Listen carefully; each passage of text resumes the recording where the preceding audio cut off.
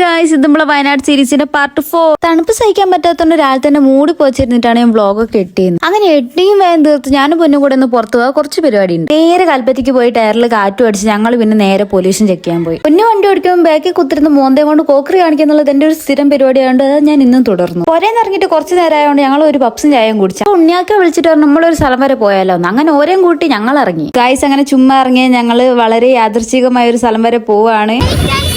ഉണ്ണിയാക്ക മാത്രല്ല ഇട്ടിയാക്കേന്റെ പിന്നെ നിങ്ങൾക്ക് അറിയാലോ കുറച്ച് ഫോബിക് ആണ്. അല്പം സാഹിത്യപരമായിട്ട് പറയുകയാണെങ്കിൽ ചായത്തോപ്പിന്റെ മേഘങ്ങളെ എല്ലാം കണ്ട് ഞങ്ങളെ യാത്ര പിന്നെയും തുടർന്നു. കുറച്ചങ്ങെത്തിയപ്പോ മഴ നമ്മളെ ചാമ്പൂന്ന് അറിയാത്തോണ്ട് നമ്മള് നേരെ റെയിൻകോട്ട് എടുത്തങ്ങ് ഇട്ട്. റെയിൻകോട്ടിന്റെ ആവശ്യമുണ്ടോ എന്നുള്ള പുച്ഛത്തോടെ ഇവരാണ് റെയിൻകോട്ട് ഇട്ടിട്ടില്ല. ഏകദേശം ഈ ഒരു ഏരിയ ഒക്കെ കാണുമ്പോൾ തന്നെ നിങ്ങൾക്ക് സ്ഥലം മനസ്സിലായെന്ന് ഞാൻ വിചാരിക്കുന്നു. അങ്ങനെ വേറെ എവിടേക്കല്ല ഗൈസ് നമ്മള് വയനാട് വ്യൂ പോയിന്റിലേക്കാണ് വന്നത്. എന്റെ ലൈഫിൽ തന്നെ ഫസ്റ്റ് ടൈം ആണ് ചുരത്തിലെ വ്യൂ ഇത്രയും ക്ലിയർ ആയിട്ട് ഞാൻ കാണുന്നത്. ഞാൻ എപ്പോ വന്നാലും ഇവിടെ മൂടൽ മഞ്ഞ. ഇന്ന് എനിക്ക് നല്ല വൃത്തി കാണാൻ പറ്റി. പിന്നെ കുരങ്ങന്മാരെയും കണ്ട് നമ്മൾ കുറച്ച് ഫോട്ടോയൊക്കെ എടുത്ത് പരിചയപ്പെടുത്താൻ വിട്ട്. ഇതാണ് ഞാൻ നേരത്തെ പറഞ്ഞ ഉണ്ണിയാക്ക, പൊന്നുവിന്റെ കാക്കയാണിത്. വ്യൂ പോയിന്റിൽ എത്തിയപ്പോൾ വ്ളോഗ് എടുക്കേണ്ട കാര്യമൊക്കെ ഞാൻ മറന്നു. പക്ഷെ ഉണ്ണിയാക്ക മറന്നില്ലേ. ഉണ്ണിയാക്ക എല്ലാ ഷോട്ടും എടുക്കുന്നുണ്ടേനി.